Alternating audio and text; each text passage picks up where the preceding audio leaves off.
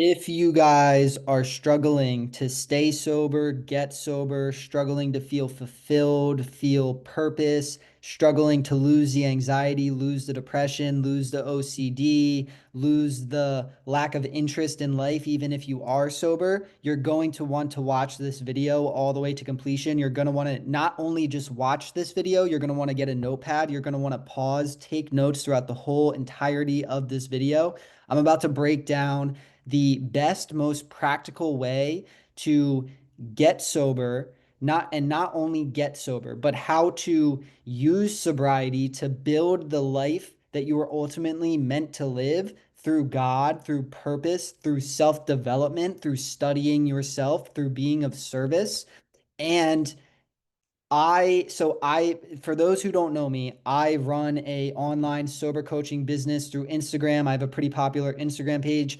This is basically the foundation of the program that I give to my clients to help change their life that I charge clients for monthly, and I'm about to give all of that to you for free. So please, if you are interested in leveling up, if you are interested in putting down booze, putting down the weed, putting down the drugs, and living the life that you were ultimately meant to live and kicking ass in life, waking up excited every fucking day, get out a piece of paper, get out a pen, watch this video to entirety.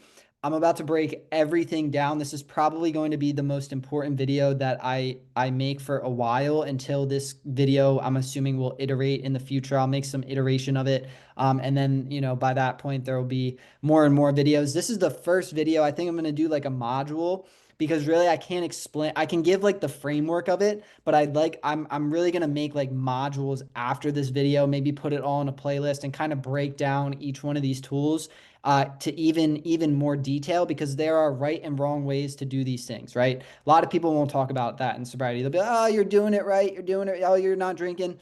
There's right and wrong ways to do this, in the sense of like, if you want freedom, like mental freedom or success faster, then you should be doing things the right way to get yourself to that point quicker, right? I mean, there's no wrong way if you're not working on a time with a timeline. Like, if you do something, like, you'll figure it out eventually, like, oh, I should have been journaling this way instead of that way. I would have been here, 3 months earlier if I was doing that. If you're not operating on a timeline, there's no wrong way to do things. But if you want the freedom the fastest way possible, if you want to level up the fastest way possible, there is 100% a right way to do things. And I'm about to talk about all of that. For those who don't know me, don't know anything about my story, my name is David. Primarily, I'm pretty popular on Instagram. That's how people know me. If you're new here, though, and you're just seeing this through YouTube, go and follow my Instagram. Link will be in the description. But basically, I am, God willing, 7 years sober in this upcoming April of 2026. So right now I'm sitting around like 6.5 years. I've been able to transform my life to my dream life, right? So I went from smoking crack, daily cocaine user, daily drinker, got sober at 20 years old, and went from being a crackhead to now being a second year medical student, training to be a surgeon, specifically very interested in neurosurgery. I also am an ultra marathon runner. I've completed multiple 100-mile races, 50-mile races, 100-kilometer races, 24-hour races, simultaneously run ultra marathons while also in medical school. And on top of that, I'm also an entrepreneur. I'm an online coach, mainly focused in the sobriety realm. So sober coach. I run a big Instagram. I write a lot of stuff. I make a lot of reels. I put all that shit out there trying to help people in the best way that I can. So again, and do all that simultaneously while in medical school, training for ultras, and stuff like that. So all of that happened by one simple like root. One root has that I started doing in my life made all that possible, which was sobriety. And then as the sobriety grew, like the tree of sobriety, it like branched out, and there was like different things along the way that have also like made a lot of this success come about. Meditation, prayer, all these things, right? But the root of all that was sobriety, was putting down the drink, especially at 20 years old, right? Because the world tells you that you need to drink to have fun, you need to go out to bars, you need to meet people, you need to get totally shit-faced drunk on your 21st birthday, or else you didn't even turn 21, right? Like all this bullshit. It's not true. It's really not. There's a different way to live. There's a different way, there's a different path that God has forged out for you. You just need to find it, right? And you start finding it by getting sober. It's the best, most useful self-development tool that you could possibly implement into your life. It is the best bang for your buck. Let's not even talk about alcoholic, addict. Am I an alcoholic? Am I diagnosed? Let's not even say that. If you're stumbling across this video, it is probably in your best interest to put down drinking, to put down drugs, to put down the weed, whatever it is that your thing is. It's probably in your, this is your conscious talking to you. If you came across this video, there's a reason that you came across this video. It's probably in your best interest. There's another version of you that is waiting for you to develop into, that is waiting for you to get. And it's a whole new world. I'm telling you, I'm somebody who struggled to get sober, struggled before I even picked up a drink with anxiety, depression, like all these things, right? I was trying to kill myself, all these things. I was in psych wards, I was in detoxes, literally like going through the ringer. And now I sit here 6.5 years sober. I wake up every day excited. I wake up every day blessed, in gratitude. I'm doing what I love to do. I'm in medical school. I'm learning about the body. I'm learning how to be a surgeon. I'm coaching people online. I'm able to share my experience with people who are struggling with the same things that I struggled with. I'm running these long races. I'm fit, all these things, all these things. And I don't drink at all, right? And let's define sobriety too. It's probably a good idea to define sobriety before we get into this, because a lot of people have like a skewed perspective of what exactly sobriety is, which I don't even know how that's possible. But in 2025, I guess it's possible because there's like California sober, all this bullshit. I am 100% abstinent of any and all mood altering substances for 6.5 years. Now, I did smoke cigarettes and vape up until like year one of my sobriety, so I eventually did put that down. But besides that, I have been off of all mood mind altering substances for 6.5, going on 7 years right now. I don't take any medication, psych meds, Xanax, like none of it. I don't take any of it, and this is coming from somebody who was diagnosed bipolar, diagnosed anxiety disorder, diagnosed depressive disorder, like all these things, right? That they diagnosed me as. It turned out that like my problem was just alcoholism. It was just a spiritual malady, right? Which is the case in most people that I see, because it's like you go to detox and you're detoxing off of like a 5-day bender of smoking crack. Obviously you're anxious, obviously you're depressed, and these psychiatrists are just throwing you handfuls of medication and like, yep, you're anxious, you're depressed, you need to take a mood stabilizer, you need to take an SSRI, you need to take a beta blocker, like all this shit, bro. I was on all this shit, swallowing all these meds every single morning, falling asleep at noon. Like that was not my problem. My problem was I was an alcoholic, an addict. I have a different, my brain operates way differently than the normal person. We're going to get into all of that.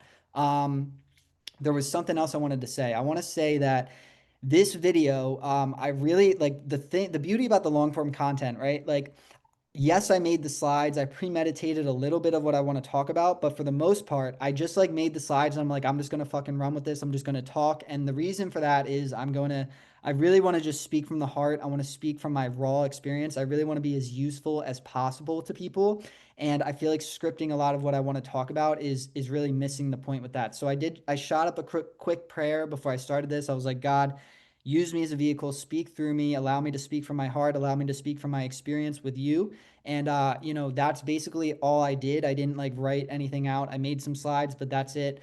So I might stutter, I might like trip on myself a little bit, but I just really want to like not plan out exactly what I want to talk about too much. And I really just want to like have God speak through me, have my experience speak through me, and really speak from my heart. So that's really my goal of this talk. So a fitting name for this talk, I thought, was sobriety isn't the end of your high, it's the beginning. That's been my experience, right?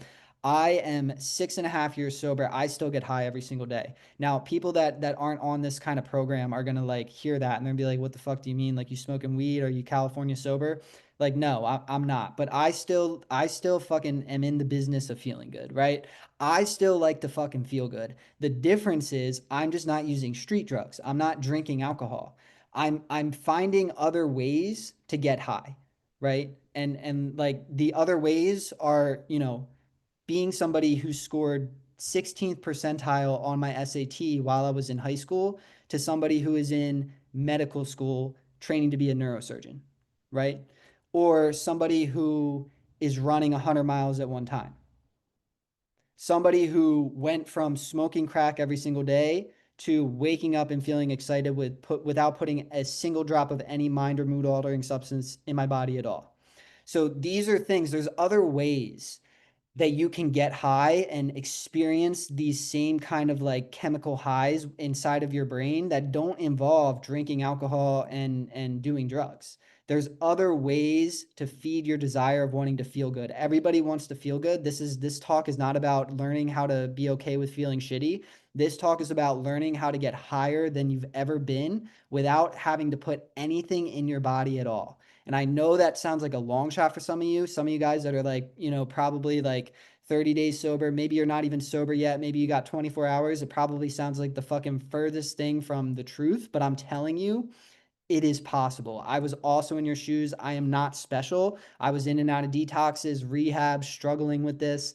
And I can promise you that if you learn how to use your alcoholic brain correctly, you will thrive. You will absolutely destroy competition and you will become the best possible version of yourself. Wake up excited every single day and absolutely kill it. And you will be 10 years down the road, 15 years down the road, or even just like 6.5 years down the road, you will look back on your experience. You'll be like, damn, I can't believe I didn't fucking do this shit sooner. That's my only regret about this. I can't believe I didn't do this shit sooner. I can't believe nobody told me that I was sitting on a gold mine of a brain. The alcoholic mind is the most powerful thing that God has ever created. It is built to create. It is built to obsess. It is literally built to keep going until it fucking dies. Think about when you're getting high. Think about when you're drinking. You're sacrificing everything to get that feeling. You can take that addictive personality, you can transmute it, you can harvest it, you can point it in other directions that not only serve you, and here's the key here, here's the key, but serve the world. You can take the same mindset, that same obsession complex, point it towards something that it's actually meant to be pointed toward, and you can absolutely fucking crush it. So I'm going to get into all this. So don't skip past this video, get out a notepad, take notes. This is the foundation of my sober program that I literally sell online and I walk through with clients. I'm about to give this to you guys for free. So stay tuned. We're going to get into it. Follow me on Instagram if you don't already, at David Millar Mindset. This is where I'm most active. This is where I have the most following. I'm always putting shit out there about running, about training, about med school, about sobriety, all things, all things. I try to be as vulnerable as possible because I want to help as many people as possible. I really want to show, especially like the younger people, the younger generation of people, because that's like a big thing, right? Like I got sober at 20 years old.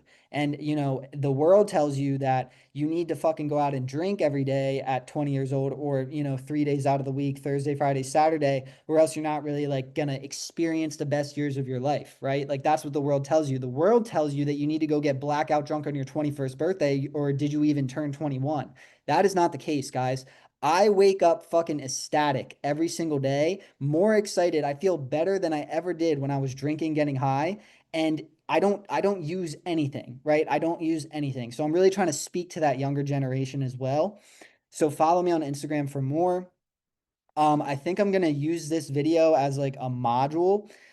So like a series, like I'd like to make more modules after this video. I'd like to dive a little bit deeper into exactly the exact steps of my process of my program, because there really is, there's a right way to do these things, right? Like people are going to tell you that there's no right or wrong way to do sobriety. Like if you're operating on an unlimited time frame, then there's no right or wrong, right? Because eventually you'll figure out how to iterate and how to do things correctly. But if we're operating on a timeline, if you want to get mental freedom in like the shortest amount of time possible, then there is a right and wrong way to do things. If you're journaling the right way, you're going to experience the freedom quicker, like, and this was a big thing for me. It was like, I was praying, but I wasn't praying correctly. So then when I learned how to pray correctly, I was like, damn, like if I had been praying this way the whole time, like I would have been well more iterated than I am now, right? So there really is a right way to do these things.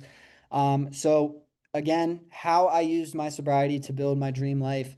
This is the single best thing you can do for yourself. If you came across this video, like let's not even like label it addict, alcoholic. Do I have a problem? Do I not have a problem? Like even a normal person, right? If you put down alcohol, especially in your 20s, you are going to be so far ahead, so self-developed. Like this is the number one thing that you can do for your health, whether it's mental health, physical health, spiritual health, etc.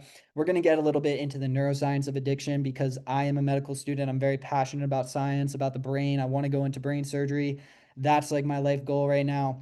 So we're going to get into that as well. And this method works, guys. You know, there's different ways to do things. People need different things, but really you can kind of take my method and twist it to exactly the way that your personality is, and it will work. All right, so just to qualify real quick, here's some pictures of me when I was an absolute maniac, right? Like I said, crackhead,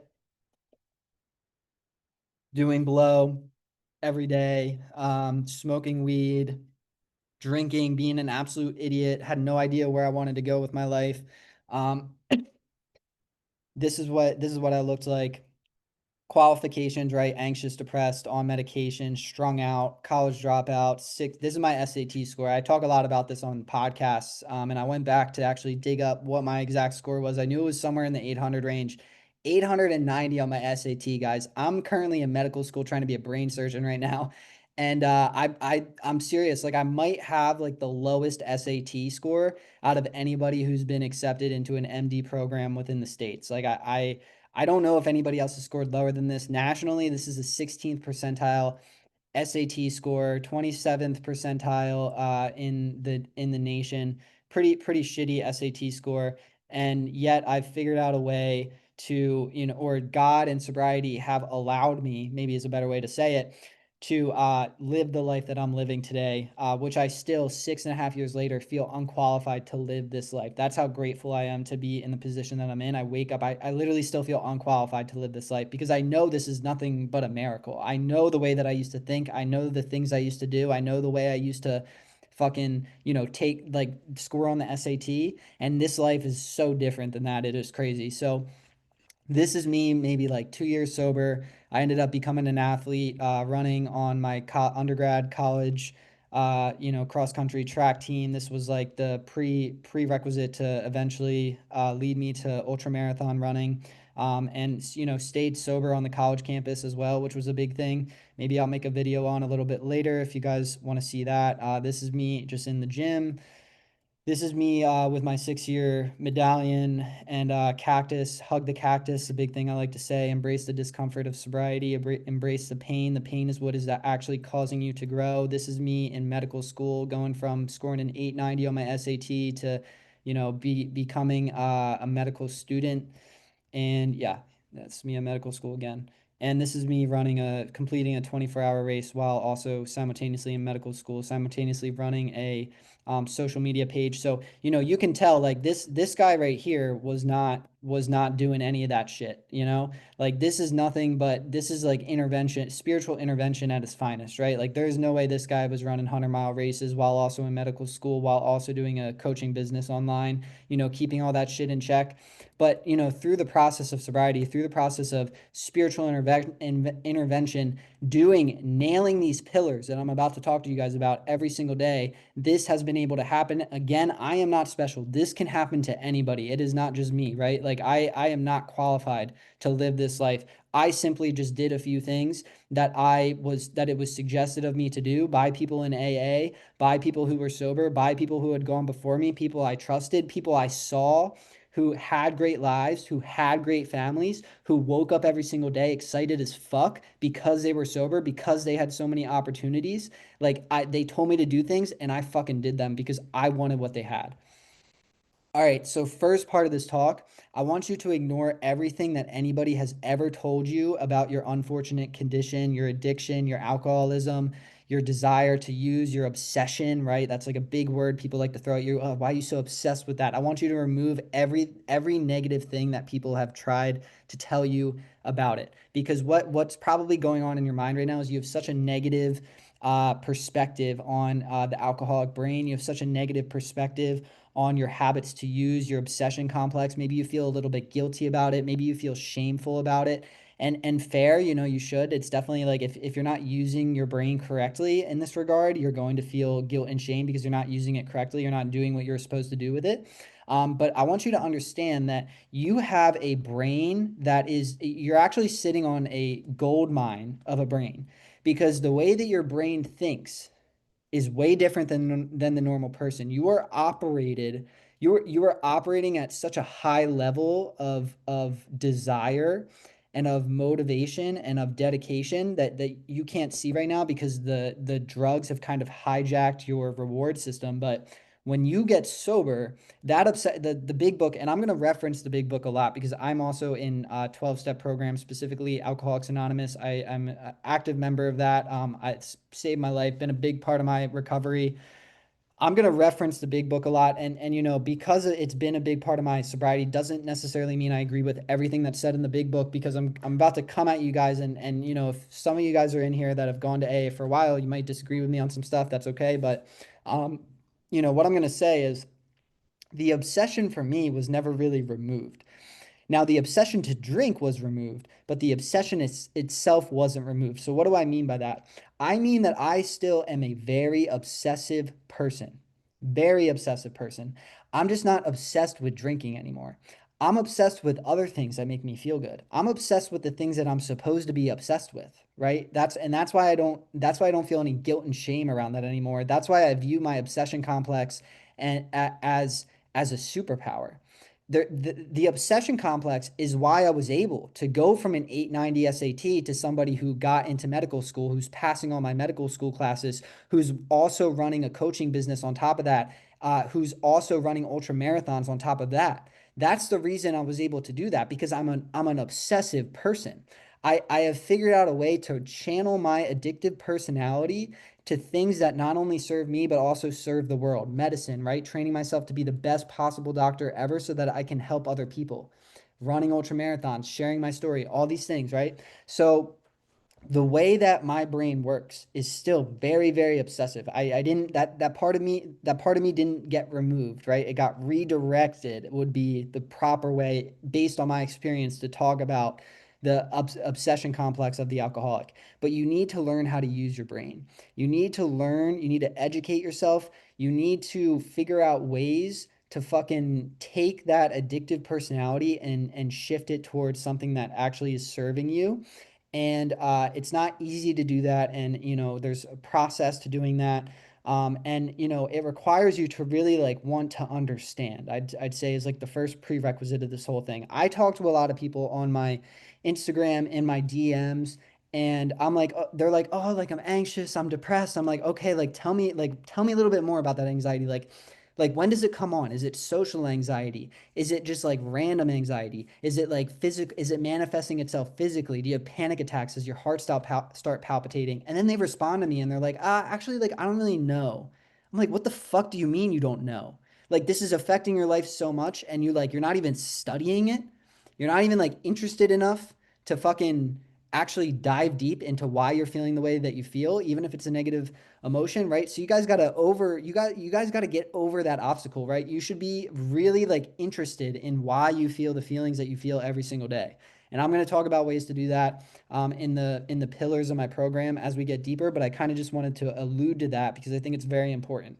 And that's why I'm telling you to like, have the notepad out, be taking notes on this video because all this stuff it's very important that you're writing stuff down and you're interested in your recovery. That's going to be the foundational step in this process. You need to be at that level in order for this to work. Okay, few things I want to highlight here about the alcoholic brain, right? So we're talking about the obsession complex. We're talking about how the alcoholic brain works. We're talking about the power of the addictive personality. I'm gonna throw some quotes at you guys, and I just want you to like pay attention to the common theme, right? This is George Lucas, the founder or the creator of the Star Wars films, very successful guy. Listen to what he's talking about here. He preferred shutting himself in his top floor bedroom, sitting at a drawing board, planning out his films and sketching ideas. I would always try to get him out to go out to parties and clubs and stuff, but George would usually stay upstairs in his room drawing these things he called star troopers. For George, that was better than partying. I'd be working all day and night, living on chocolate bars and coffee, said Lucas. It was a great life. I had enthusiasm. I was too busy to get into drugs. Movies were my addiction. We were passionate about films. We were always scrambling to get our next fix, to get a little film in the camera and shoot something.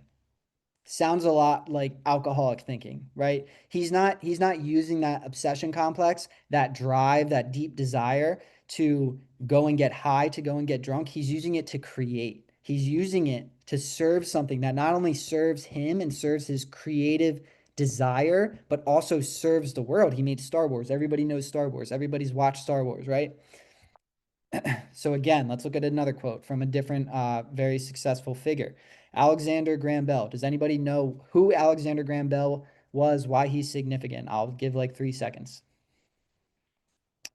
He made the telephone. So this guy made the telephone. Let's check out his mindset here.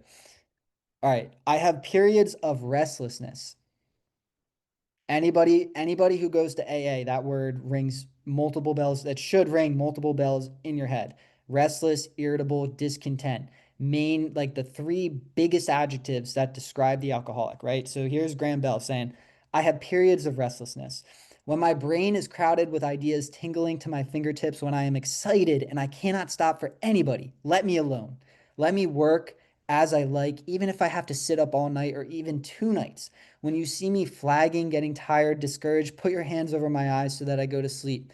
And let me sleep as long as I like until I wake. Then I may hang around, read novels, and be stupid without an idea in my head, and so I get rested and ready for another period of work. But oh, do not do not do as you often do and stop me in the midst of my work, my excitement with Alex, Alex, aren't you coming to bed? It's 1 a.m. Don't you come? Then I have to come feeling gross and feeling cross and ugly. Then you have to put your hands on my eyes, and after a while I go to sleep, but the ideas are gone and the work is never done. Again, very alcoholic type thinking here. Very alcoholic like.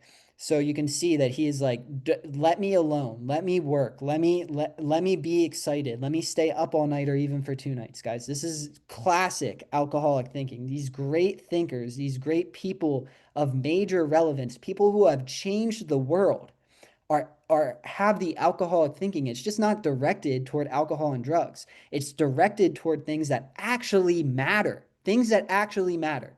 You have the prerequisite. Not everybody's brain thinks this way. You need to understand. Not everybody has the capacity to get obsessed with things. They can't latch on to ideas like we do. You have this prerequisite. You have this gold mine of a brain. It's waiting for you to use it. You're not using it correctly. Let's go to another quote. Okay. Bill Gates, right? Bill Gates, Microsoft. He was living on the edge. It was not unusual for him to go as long as 3 days without sleep. His habit was to do 36 hours more at a stretch, collapse for 10 hours, then go out and get a pizza and go back at it again.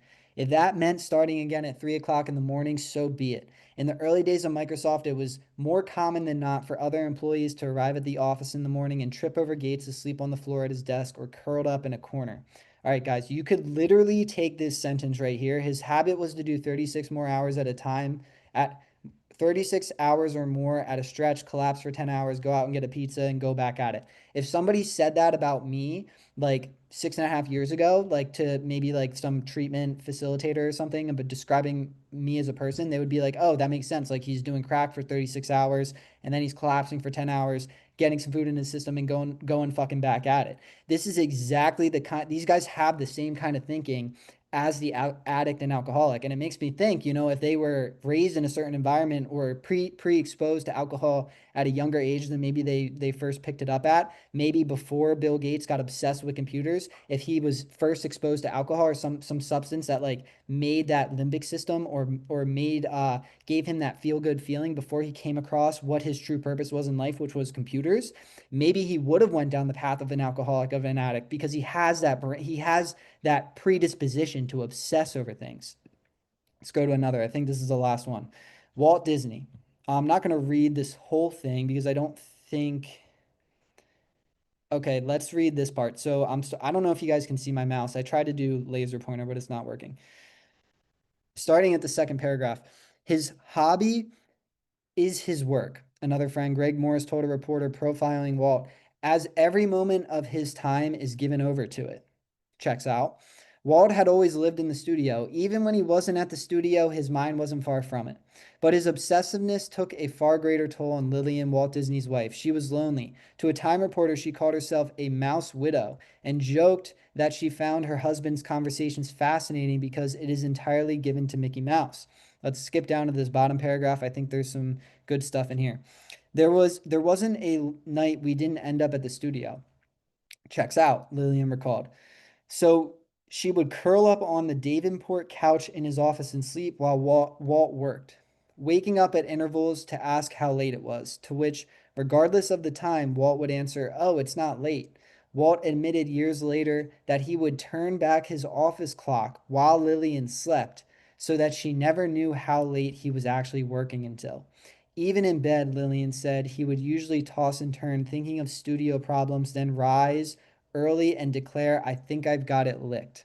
Okay, guys. So again, classic, typical alcoholic thinking from Walt Disney, just not using it toward alcohol and drinking, but instead using it to build the amazing business that Walt Disney built. And not necessarily like the healthiest way either. You'll see like his wife is affected about this, people in his family. I'm not sure if he had kids, but his kids might have been affected by this too. But like, again, like there is a toll with this thinking, right? There's a toll but the way that our brain works is so incredibly powerful. And as you stay sober longer and longer, as you go through the pillars of this program, you will come to find out that I can't believe like nobody gave me any insight into what was in between my two ears, because this is honestly incredible. Okay, disclaimers and misconceptions before we get into the specifics here. This is not about not drinking, right? Everybody thinks like sobriety, not drinking alcohol, that's like what it's all about. This is not it's the furthest thing from that. Not drinking has nothing to do with not drinking. It is way, way deeper than that. You remove alcohol, you're going to find out very quickly that your problem isn't alcohol itself. It's but a symptom of your actual problem. You're using alcohol to escape from your real problem. And your real problem is that you're not directing your addictive personality towards something that actually matters, toward what God has laid out for you. That is your problem. You will come to realize that very quickly. As you begin to stop drinking, you will get very, the classic adjectives: restless, irritable, and discontent. You will experience that, and you will quickly find out that my problem has nothing to do with drinking at all. And even just the grand scheme of sobriety is not about just not drinking. It's about thriving. It's about finding out who you truly are. It's about self-developing. It's about living a life of purpose and character and service. Okay, two, this will be one of the hardest things you ever do in your life. There's a big, big, big trend online right now where sober coaches, all these fucking people are talking about sobriety as if it's just like a cute hobby, as if it's just easy to do, as if you can just fucking put it down. And, that might be the case for somebody, but I can tell you from personal experience of running a business myself that that is not the case for most people. There's a lot of people that fucking struggle with this. This is a very complex problem. And telling people that it's easy and telling people to expect it not to be difficult is setting people up for failure and probably like causing people to fucking die, because what happens when you do that is people are like, "Oh yeah, like I can do that." And then they go into the process expected to just be easy, and it's the fucking most complicated thing they've ever tried to do in their whole entire life. And immediately, by thinking that it's easy, they have all these unrealistic expectations set about the process, and it totally destroys their experience, because instead of it being easy like they expected, like their sober coach told them it was going to be, it's fucking difficult. So they slip up and they relapse. And then they really think they have a problem because they're like, "Oh fuck, I can't even like get sober using a like it's just setting the whole thing up for success, right? We should not be sugarcoating this for people. This is very difficult to do. This is why there isn't a lot of 20-year-olds that are sober. This is why most people that are 21 go out and get shit-faced for their birthday. This is a very complicated thing to do, especially if you are a real deal alcoholic addict, especially if you're trying to get sober at 20 years old, below 20 years old, anywhere around that age range, because literally the whole entire world is, partaking in this party culture in this instantly gratifying culture. When you get sober, it is all about delayed gratification. You no longer are connected to the instantly gratifying culture that everybody else is participating in. We are not a part of that anymore. So you need to understand that these habits that we are engaging in every single day, these pillars of the program that I'm about to get into, are what is going to directly affect your happiness, not 6 months from now, not 8 months from now, but a year, 2 years, 5 years out from now, because this is about delayed gratification. Okay. Number three, all things considered, this is the best singular thing that you can do when considering your physical, mental, spiritual health, especially if you are young. We've kind of already talked about this, right? Sobriety is kind of like, it's the best bang for your buck. By getting sober, you're doing so many things for yourself. You're straightening out mentally, physically, spiritually. It's really like I can't think of another self-help tool that really carries as much weight as getting sober does. And four, again, about the labels, it is likely in your best interest to follow these steps regardless of whether or not you believe you actually have a problem or consider yourself an addict or an alcoholic. I'm not a big fan of the labeling thing. I think it holds a lot of people back, like this decision whether or not I'm an addict, alcoholic. Like, if you're ending up watching this video, there's probably a reason that you're watching this video. There's probably going to be more benefit than not if you put down alcohol compared to if you don't. I can't really think of any good positive things that alcohol has ever done for me, or to anybody around me. So, I don't think it's a bad decision, like even if you're not an alcoholic, to like not stop drinking. I just think that it benefits almost everybody that picks up sobriety. All right, so this is my 7 pillar program right here. So first and foremost, spiritual connection is a big part of my program. I'm going to kind of dive a little bit deeper into each one of these pillars, like I discussed earlier, but still it's going to be kind of a superficial dive because I plan to make videos on each one of these pillars after this. This is going to be like the intro video. After this module, there's going to be like specifics on each one of these pillars in more detail. And let me just get all this other stuff up. So yes, this list of things is probably not new information for you, right? Because unfortunately, there is no shortcuts in this process. There is nothing I can tell you that is just going to solve all your problems. This is solved by hard work, and it's solved by honesty, and it's solved by doing these things repetitively every single day. But I can promise you that if you do them, it works. And I'm going to explain more about that. So suffering and consistency in all these pillars is the shortcut. Okay. That is the shortcut. These things are the shortcut, right? Don't go wasting your time trying to find like the magic fix, trying to like do all this like other shit, trying to overcomplicate it. Like this is the things that work, right? You have a spiritual problem. If you're drinking, if you're using, if you're escaping that way, you have a spiritual problem. Okay, I will explain each of these pillars in more detail. There is a correct way to do these things, as I talked about already. So, one, spiritual connection. Two, journaling. Huge part of my program. Huge, huge part of my program. Not a lot of people do this. Journaling is very important, right? These are all daily things, by the way. Three, meditation. Four, daily readings and devotionals. Five, movement, exercise. Six, service, helping other people. And seven, 12-step meetings. More videos to come on all this soon. Let's talk about spiritual connection. Okay. So, a lot of you guys, I say spiritual connection. I use words like God. I use words like Jesus. Everybody gets freaked out and automatically like dissociates, exits out of the video, whatever.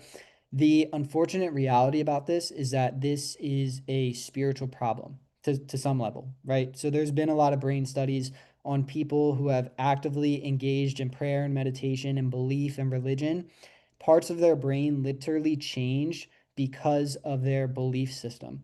Okay, so you have to just come to terms with this, that this is part of the program. If you want to get sober, there has to be some level of spiritual connection between you and a higher power.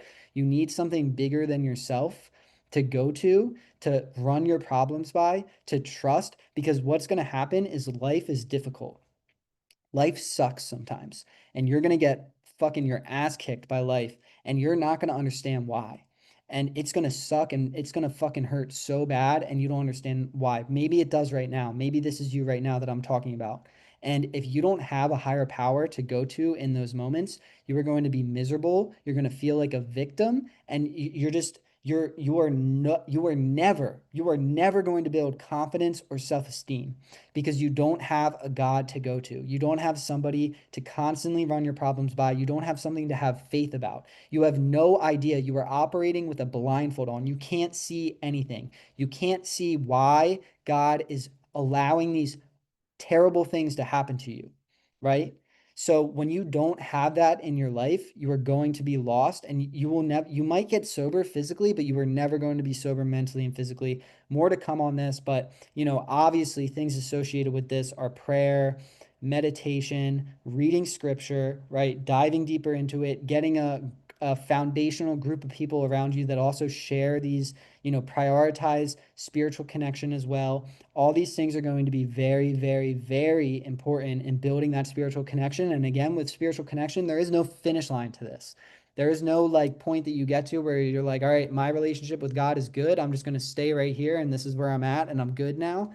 No finish line to this. No finish line really to any of this, including sobriety itself. This is an ongoing process. More to come on this in a new video. I'm excited to dive deep into this. But maybe I should do like for each of these, talk about like, one thing that you can start doing if you're just getting into this process. So for spiritual connection, one thing that I would say is you got to start shooting up a prayer every single day until you feel comfortable to like move on to the next step. So like, what do I mean by that? I mean that like if you're new to spirituality and shit like that, you need to pick a something in the morning or the evening that you do every single day. Like for some of my clients, I'm like, okay, every time that you're leaving your apartment and putting your hand on the doorknob to open up your door and leave, I want you to just shoot up like a 2-second prayer to something. Just be like, hey, like I'm grateful for today. I'm grateful to wake up. Thank you for today. Thank you for another day sober. Doesn't have to be long at all. You just shoot something up, right? And the habit that like the everyday habit that you do, like opening the front door to leave to go to work in the morning, that's going to be the trigger for you to do that. You do that every single day when you feel comfortable to go and level up on that a little bit more, then we go and level up on that a little bit more. So we make it maybe like a longer sentiment. So instead of just saying like, hey, thank you, you make it like, hey, like, thank you for another day clean and sober. Like, please guide me, direct me, allow me to like feel your presence throughout my day and allow me to like really allow me to really be of use to other people, right? So we kind of like extend it a little bit. Then when you get better with that, then you're going to actually instead of just doing it while you're opening the door and running to your car, you're going to take time right after you wake up and you're going to make a separated space of time where you're sitting on the end of your bed and you're saying those words. And then after that, we're going to make it so that you're doing that twice a day. And then after that, we're going to make it so that instead of just sitting on the end of your bed, you're on your knees, which is like a huge level up, right? So there's levels to this, right? And you need to know where to start and you need to be consistent with it and you really need to get comfortable with this. Okay, journaling. This is a big one. Journaling is such a cheat code. It is such a cheat code. Let me use this analogy. I'm in medical school. If I have an exam and I don't study for my exam, I am not going to do well, right? The same goes for life. If you want to find out what you are truly capable of, if you want to go to that edge where you are operating at maximum capacity, you are experiencing maximum fulfillment, maximum purpose, right? Maximum success, both externally and internally. You need to study. Not a lot of people study. People study for exams, people study for work, people study for this, people study for that, but nobody studies themselves. Why is that? I don't know. But this is such a good skill and a good habit to build. You need to journal on yourself every single day. And I'm going to tell you right now, it needs to be at least a couple sentences. Some days, and compared to others, it's maybe a little shorter. There's some days I journal like 1 to 2 pages.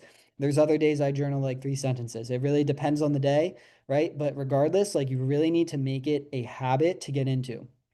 The next thing I'm going to say about journaling is going to maybe like cause some like distress in people, but there is a right way to journal and there's also a wrong way to journal. So you should be journaling as if you are. So the first part about journaling is building the habit. That is the foundational part about journaling, right? So what does that mean? I mean, it might be hard for you to like think about the prompts right off the bat. It might be hard for you to, think about like know exactly what to say. So in that case, I would be like, all right, go online and like get 50 journal prompts and just use a different prompt every single day that's pre-written for you. But eventually you want to get to a point with journaling where you're not using prompts.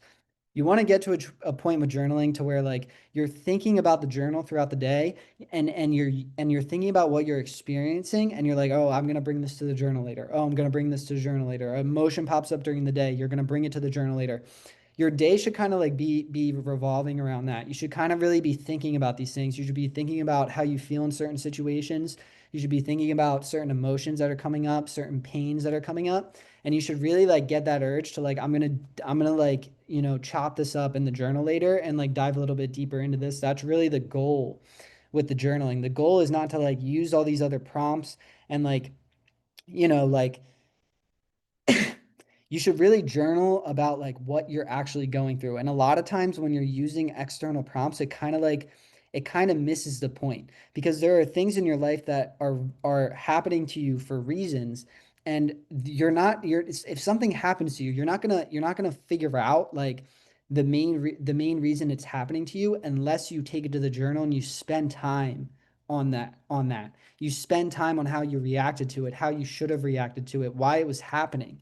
You start making these connections with things. And this is like very, very important. And a good way to know if you're journaling correctly or not is you should really be paranoid about your journal. You should not want somebody in your life to find your journal, right? Like that's how deep and vulnerable you should be getting in these journals. It's all about honesty, right? This isn't like you're not writing like you're going to share this with the world. You're writing about like deep shit.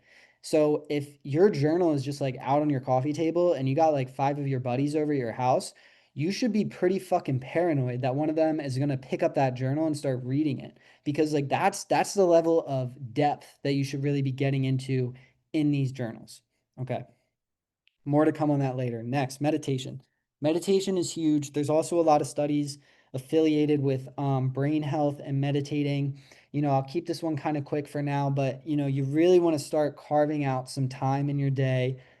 Again, this is an everyday thing. Everything that I talk about here is an everyday thing, because the thing about the alcoholic mind is, it doesn't operate in moderation. So what do I mean by that? I mean, like, there's a reason that alcoholics can't like ever figure out a way to drink in moderation, because moderation doesn't exist in the alcoholic mind.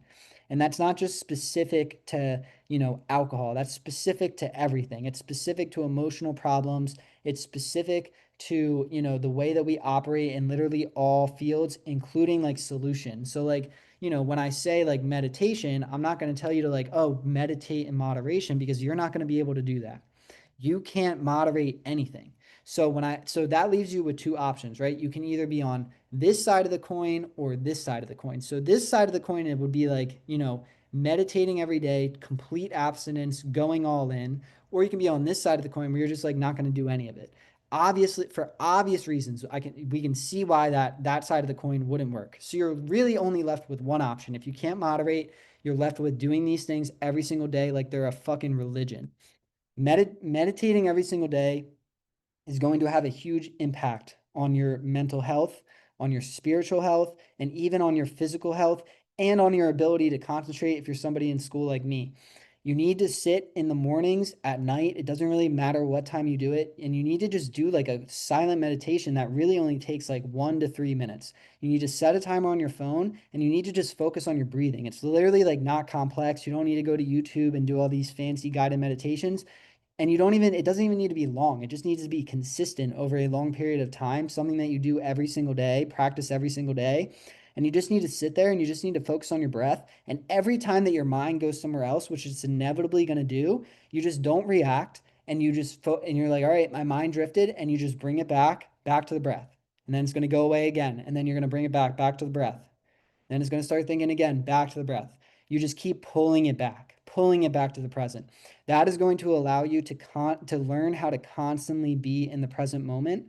And, it's going to have other benefits on top of that, such as like, increasing your attention span for obvious reasons, right? If you're able to be in the present more, you're just in the present more, you can, pick up more knowledge. You notice things that people who are just daydreaming all day aren't going to notice. A lot of benefits to this. But the biggest one is staying in the now, and that's really where you want to be, right? We don't want to spend most of our life thinking about the future, thinking about, the past. If Walt Disney was thinking about the past all the fucking time, then he probably would not have built Disney World, right? Like we really want to focus on staying in the present, on staying where the work is relevant, which is the here and the now, and meditation is going to help you get there. More on this later in another video on the specifics, but again, if you're just starting out, you're going to want to do like 1 to 3 minutes silent meditation every single day. Okay, daily reading. Um, I think it's really, really, really important to always be consuming the correct knowledge and to be constantly learning about things, right? And for me, this is like where daily reading kind of fits in. Now, you could also argue with me about like daily podcasts, maybe like, I don't know, like daily, like a daily phone call with a friend or somebody. Like, really, reading is like mainly for the way that I like to think about this the best, but really, it could be any form of like education, right? So for me, I have a morning book. If you follow me on Instagram, then you see me posting it on my story all the time. And I sit down and really every single morning I try to read this book, and I try to read it with an open mind and open heart. And I really try to take something away from it for the day, take something away from it that's really gonna like that's teaching me something, that's opening up my perspective. And the reality of that is a lot of this is going to be scripture based. It's going to be based on your spiritual connection. This is why this is coming later in the process, because really this is built on based on your spiritual, the way that you express yourself spiritually. So, that is just the best way to kind of, because the thing about scripture is it's so correlational to life, right? In the self-help world, like eventually, like, and some people might relate to this, but like you read enough self-help books to the point where like, all right, these guys are all saying the same thing. At the end of the day, like I'm reading Mark Manson, I'm reading Jordan Peterson, I'm reading Jocko, I'm reading Goggins, I'm reading all these books. At the end of the day, like they're all just saying the same shit. So that's kind of like where I reverted to spiritual literature, because spiritual literature is saying something different in every single passage. And with that said, it's different, but it's also very correlational to life. A lot of key takeaways in spiritual literature. So that's kind of why I reverted to that. But, like I said, there's definitely things to learn from the self-help world. There's things to learn from, other humans podcasting. So really the big idea here is really to just be consistently growing that knowledge bank, consistently learning, and consistently like, and always like remaining a student. That is the big thing. So I would recommend, if you're just trying to get started with this, I would recommend getting either Jesus Calling is my go-to book. It's very scripture heavy, very God heavy. But you could also do like Daily Stoic is another popular morning reading book. And you could also just do like if you're just starting out and you're fresh, you haven't really explored self-help, you can also do like a self-help book, 5 pages every single day. In the case of a daily reading book like Jesus Calling, it's just going to be a page of really, really heavy and deep scripture. And you're going to want to just read it and really let it soak in and really try to like practice that, what you read and what you learned that morning throughout your day. I think it's very important to do these in the morning. Okay, movement. Another huge thing for, especially for people that are in those first couple months of recovery. This is going to be doing a lot for you. As human beings, we were not meant to just sit on a couch all day, sit at a chair all day and work. We were really meant to move the body. And what this is going to do for you is it's going to start reconnecting a lot of that circuitry that's been destroyed by your using habits. And it's going to allow you to start like making these new neural connections in your head to the point where you're getting real dopamine and real endorphin releases from things like cardiovascular, health, from things like lifting weights. So you're essentially in a way reprogramming your reward system in your head to release happy chemicals when you're doing things that are actually serving you instead of drugs. This is a long process, but this is a great place to start for people, especially young people that are trying to get sober and they don't really know exactly what they want their life to look like yet, because it's very almost discouraging when you're getting sober and there's so many different directions that you can go toward. And movement and working out and fitness and running, all these things is a great thing to just kind of point that addictive personality toward, to obsess over and kind of just like really train the body, really torture the body until you find out like where to go from there. This is going to be a really good, really heavy bang for your buck pillar Just by moving the body, you're also doing a lot for multiple different areas of yourself aside from just the physical realm. Service is another huge one for obvious reasons, right? The point of everything that you do in your life should on at some level be to help another person out. If you are solely operating on a selfish level all the time for obvious reasons, that is not going to work out well for you. So service should really be something that you are prioritizing in everything that you do. And if you're doing something for reasons that don't have anything to do with service, you probably shouldn't be doing that. And as you educate yourself more in the journal, as you educate yourself more in the readings, you will come to find out that especially early on in recovery, and especially while you're using as well, a lot of the things that you're doing aren't actually for other people. They're for selfish needs. Very important pillar. All right, 12-step meetings. I am a big proponent of these. And I always tell my clients this too, because at the end of the day, you can get any sober coach out there, and they're not going to be able to give you as much attention and as much time as 12-step programs like AA, NA are going to be able to give you. There's so many of these meetings happening every single day. This is a very common thing for people to struggle with. And, help is available and help is out there. And, you can go to AA meetings any time of the day on Zoom, in person. No matter where you live, these meetings are happening live. You can show up and you will immediately be surrounded by people who understand what you are struggling with, who understand how your mind works. And that is a very beneficial tool. And 12-step integration is also a great way to be of service, to be of use, to educate yourself, right? Like all these things that really complement the other pillars in my program. I'm a big proponent of getting people in 12-step meetings because it is really like a way to accelerate this whole entire process. And in my opinion, it is very, very, very, very difficult to get sober without attending 12-step meetings and working a 12-step program. So this is for obvious reasons. This solution has been around for over 100 years. It's been helping alcoholics, transforming the lives of alcoholics. It is very important to be attending these meetings and to be working this kind of program. Okay, I'm going to take a quick break and then we'll get into this.